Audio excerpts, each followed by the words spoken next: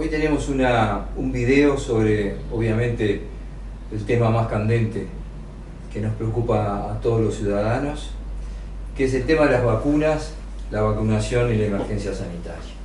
Pero este video es específicamente de las vacunas que están acá en el país.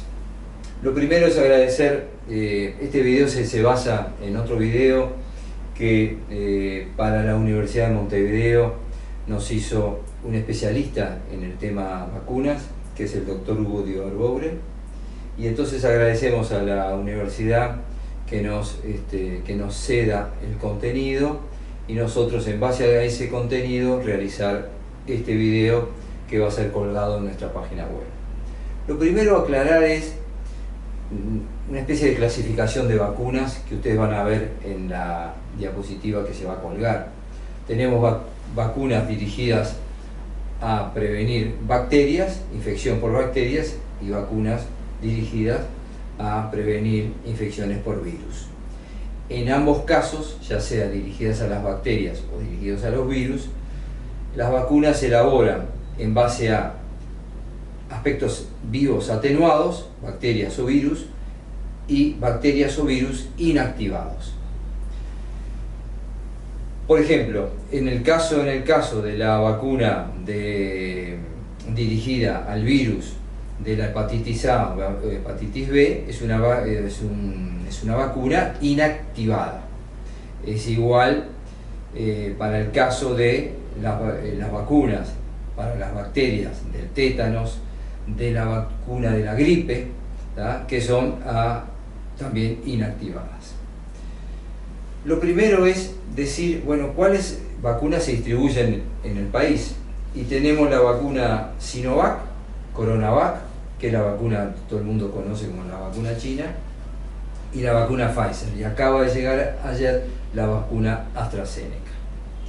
Lo primero que tenemos que preguntarnos es, ¿por qué nos preocupamos tanto acerca del origen de las vacunas?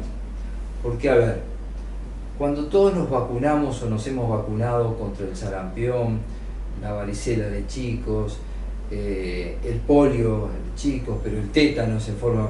¿Nos estamos preguntando de qué origen es? ¿Quién la fabricó? ¿Qué laboratorio? ¿Qué país? Nunca. Nos preguntamos ahora, esta es la que viene de China, esta es la que viene de tal lado, de Alemania, de Bélgica, de donde fuere. ¿Por qué es eso? Porque hay una cierta, primero, como una especie de desconfianza en cuanto a la elaboración de estas vacunas. Esa desconfianza, que puede ser, digamos, comprensible, pero tiene que ser eliminada cuando pensamos que estas vacunas, que han sido aprobadas en todos los ámbitos científicos y además en los ámbitos que son organismos competentes, ya sea en Estados Unidos, en Europa o incluso en nuestro país, han dado su visto bueno a las mismas. Por otra parte, se ha dicho, pero se han elaborado en 5, 6 meses, 7 meses, no tienen todas las pruebas. Ahí ha habido dos factores importantes. Primero, la altísima tecnología que se ha aplicado para la elaboración de estas vacunas, cualquiera sea ella, en los países y en los laboratorios de industria farmacéutica, que además son especializados en este tipo de fármacos, vacunas. Eso es lo primero, la tecnología. Y lo otro es el enorme flujo económico que han volcado estos laboratorios y los países para el desarrollo de estas vacunas, que nunca ocurrió en la historia de la humanidad. ¿Pero por qué ha sido eso? Porque nos vemos enfrentados a lo que yo he llamado en otros videos, estamos enfrentados a una guerra contra alguien invisible que es un virus. Esto es una guerra, tenemos que comprenderlo de esa forma y estamos luchando contra ella. Entonces ha habido un flujo económico muy grande, una tecnología enorme, y como tercera variable lo que ha habido es una presión social de la humanidad para que por favor fabricara este tipo de elementos para enfrentar a este virus conocido y desconocido en muchos efectos. La vacuna Sinovac, Coronavac, dirigida a la gente COVID-19 es, como decíamos, inactivada. Es una técnica muy usada, por ejemplo, para la hepatitis A, para la hepatitis B.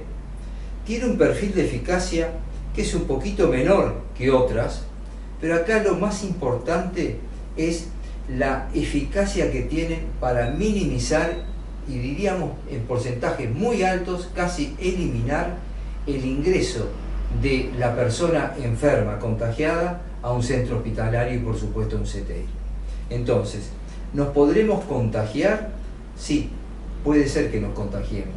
No existe ninguna vacuna que evite y que sea eficaz al 100%. Ni la vacuna del tétanos, ni la vacuna de la hepatitis, ni la rabia, ni el papiloma humano, ni el dengue, ninguna. Todas tienen porcentajes altos de eficacia. Esta tiene un porcentaje que es alto y que la OMS ha aprobado a todas aquellas vacunas con eficacias mayores al 50%. Este es el caso. Segundo aspecto, son 2 dosis. Ahora hay otra vacuna, que es la vacuna Janssen, Johnson & Johnson, que es de 1 dosis, por supuesto mucho más práctica. En este caso la Sinovac Coronavac es de 2 dosis separadas 14 días, en definitiva 28 días para la segunda dosis, y su eficacia empezaría a actuar en forma completa 14 días después de la última dosis. Pero ya hay algunos estudios, todavía obviamente se aprende también sobre la marcha, pero ya hay algunos estudios que están demostrando que luego de la primera dosis, a la semana, a los 10 días, el organismo ya empieza a tener una reactividad, es decir, a conformar defensas frente a este virus. Pero lo más importante es que disminuye en forma elevadísima a los pacientes que van a ingresar a ser que van a ingresar a un centro hospitalario, perdón. Se da además a personas mayores de 18 años. En el caso de la vacuna de Pfizer, acá el desarrollo tecnológico es totalmente novedoso, de altísima tecnología.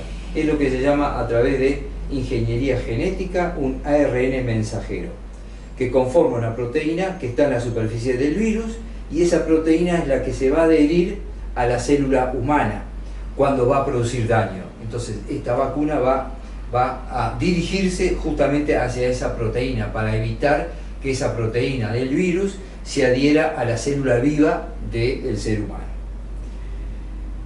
Como todo tipo de agente externo, bacterial o virósico, lo que necesitan es un organismo vivo, atacar e ingresar a una célula viva.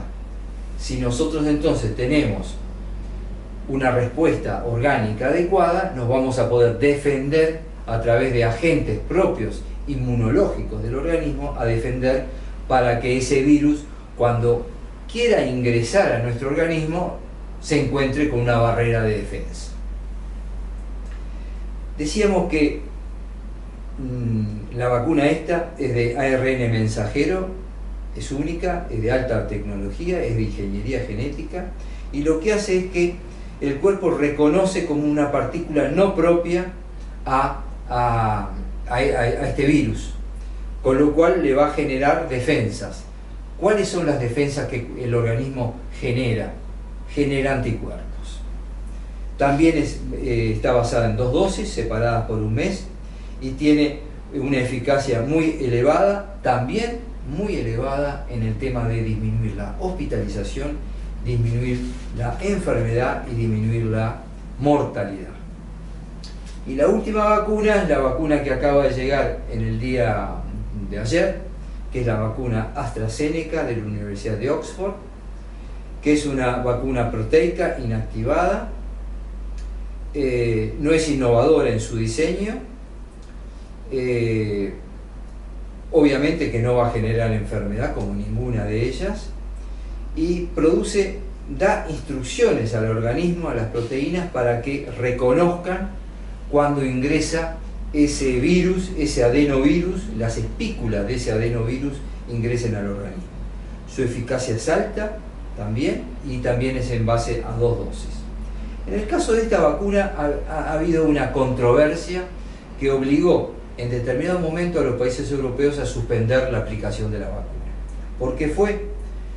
Por supuesto, todas estas vacunas están sometidas, como todas las vacunas o los fármacos en general, están sometidos a un seguimiento sobre los efectos adversos. Es decir, efecto adverso puede ser cuando yo me doy la vacuna que me duela el brazo con mayor o menor intensidad, que tenga un pico febril, que me sienta un poco decaído, u otros efectos.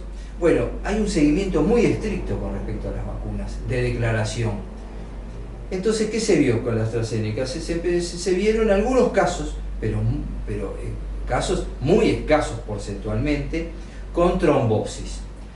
En Europa se suspendió entonces la vacunación y se hicieron estudios